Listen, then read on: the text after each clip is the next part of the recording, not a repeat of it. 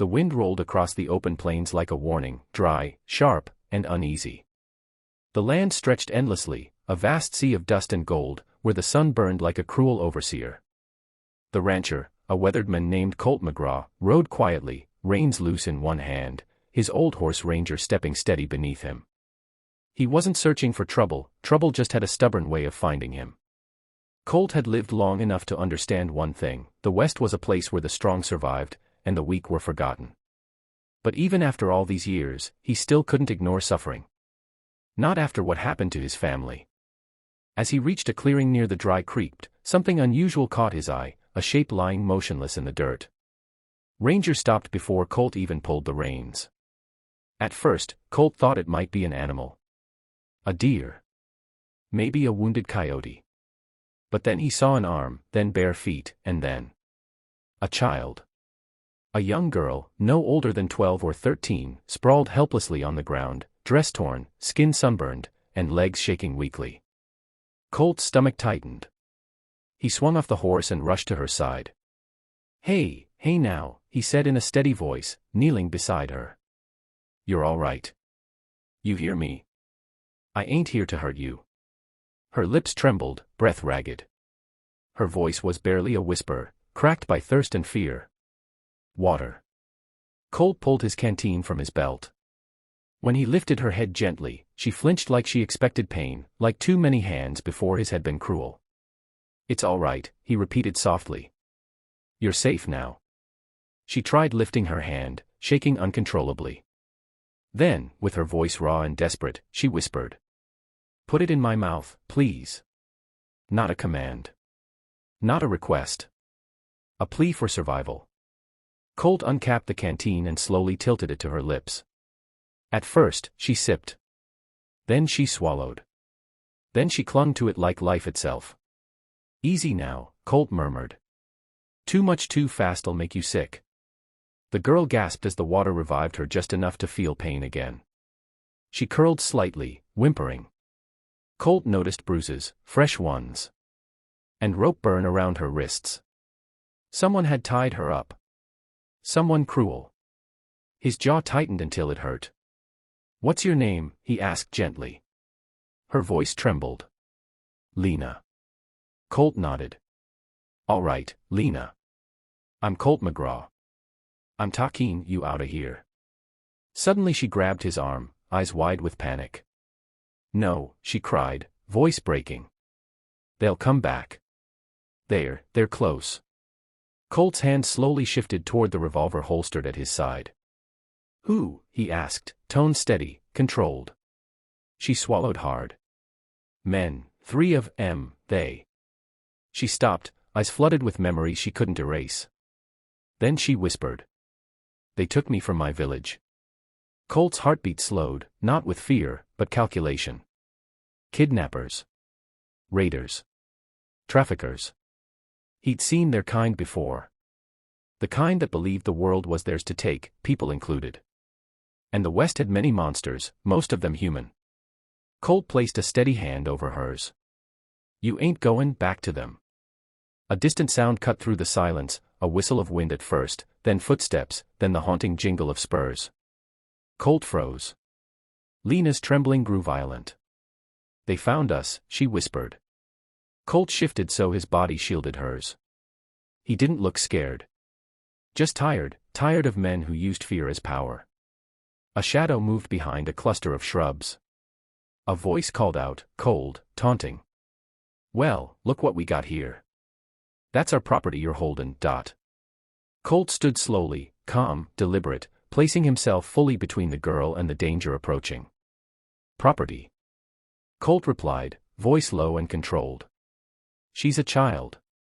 The man stepped forward, tall, unshaven, rifle resting on his shoulder like he was strolling into a saloon.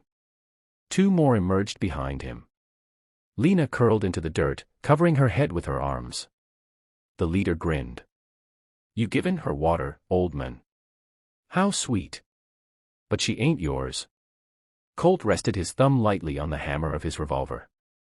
And she damn sure ain't yours. Tension thickened, the kind that could break with one wrong breath. The outlaw shrugged. Well, he said, spitting into the dirt. Seems like we got two choices, you hand her over, or we collect her from your dead body. Colt didn't move. Didn't blink. The outlaw chuckled. You got 5 seconds to decide. Colt finally exhaled, slow, steady. Funny thing about men like you. His hand moved. Lightning fast. You think you own the world. 3 gunshots cracked through the desert air. Dust exploded. Horses scattered. A bird bolted into the sky. The outlaws froze, shock replacing arrogance. Colt stood there, revolver smoking, gaze cold as iron. One outlaw dropped. Another crawled, wounded and cursing. The leader staggered back, blood at his shoulder, eyes wide. You're Colt McGraw, he gasped. Colt didn't confirm it. He didn't need to. The outlaw turned and fled, leaving his wounded partner behind. Silence swallowed the desert once more, heavy and grim.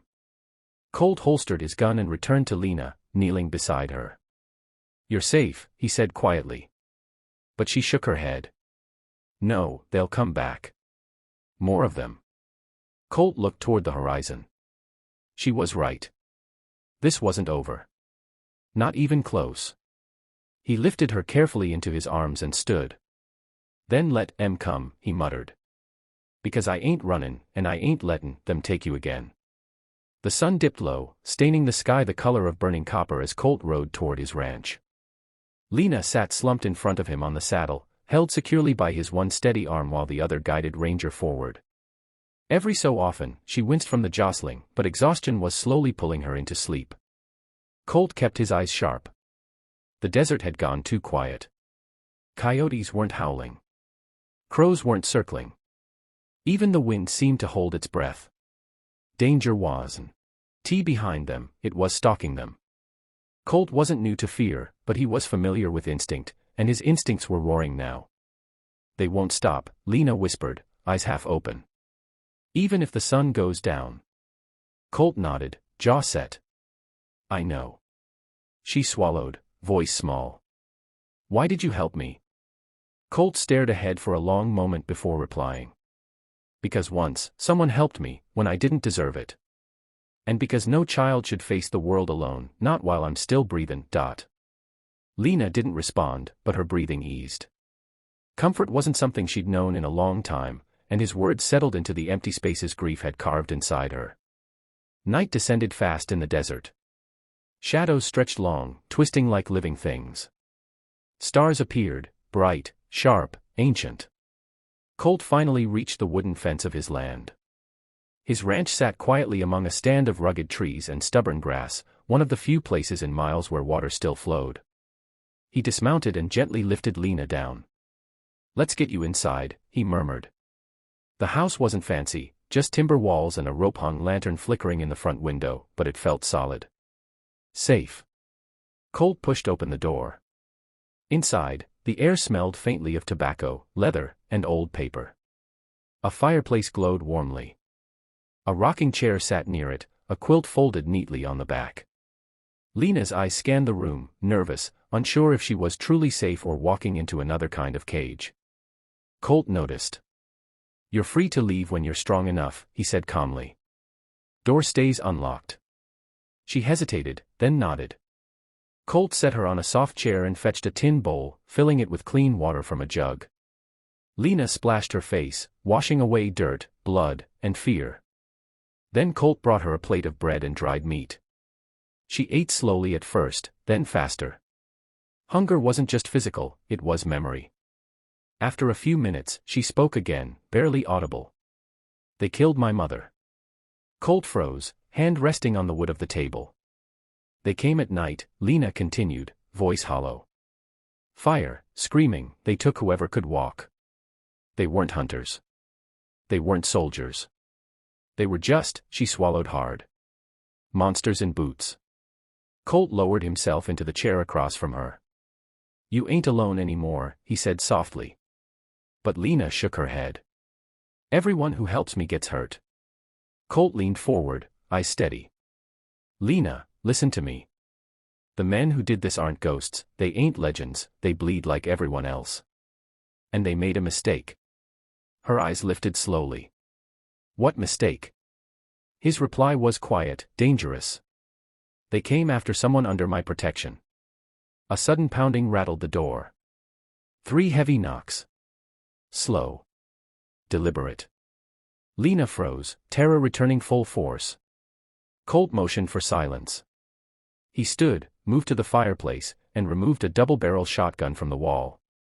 Another knock came, this time harder. Colt pressed his back to the wall near the door. "Who's there?" he called out. Silence. Then a voice, smooth, controlled, too calm for comfort. "Evenin', Mr. McGraw.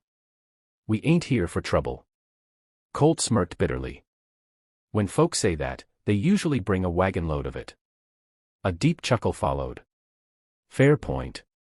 But we just want the girl. Hand her over, and we'll walk away." Lena gripped the edge of her chair, trembling. Colt's voice hardened. "She ain't yours." A slow exhale came from outside. "That ain't your choice to make." Colt didn't hesitate. "Try and take her, and you'll be buried before sunrise." Silence stretched for a heartbeat. Then, the stranger replied with a cold certainty that crawled under the skin. "Then I reckon we'll see who the desert keeps." Footsteps retreated. But not fully. Not disappearing. Just repositioning. Colt moved back to Lena. "Upstairs," he whispered. "Go. Stay low. Stay quiet." She obeyed instantly, climbing the steps as silently as a shadow. Colt waited, listening. The night outside went wrong all at once. Boots shifting. Metal clicking. A horse snorting. Colt's jaw tightened. He wasn't facing 3 men anymore. He was facing a gang. Maybe the same one he'd crossed years ago. Maybe fate finally catching up. The window shattered. A bullet tore through the cabin wall. Colt ducked and fired back in one smooth motion, the recoil shaking the lantern flame. Glass fell like shattered stars. The gunfire woke the entire land. And above it all, came Lena's scream. Colt's heart slammed like thunder. He sprinted up the stairs 2 steps at a time, shotgun ready. At the top, Lena stood frozen, staring at the window. A man was climbing through it. Colt didn't think. He fired. The outlaw dropped instantly, falling back through the window frame and landing hard outside. The world went silent for half a breath. Then a voice from the darkness growled. "Kill the rancher. Bring the girl alive." Colt grabbed Lena's hand. "We can't stay here," he muttered.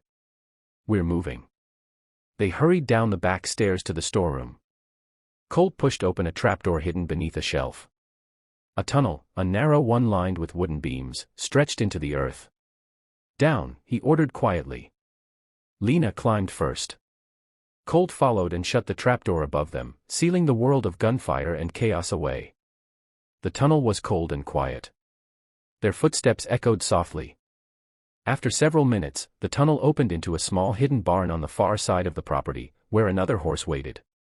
Colt lifted Lena onto the saddle, then mounted behind her. The night around them was still dangerous, shadows moving where no wind blew.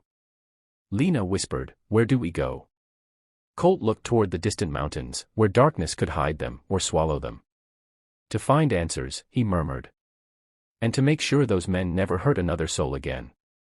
Ranger launched forward, hooves striking sparks against stone, carrying them into the unknown. But one thing was certain. The hunt had begun.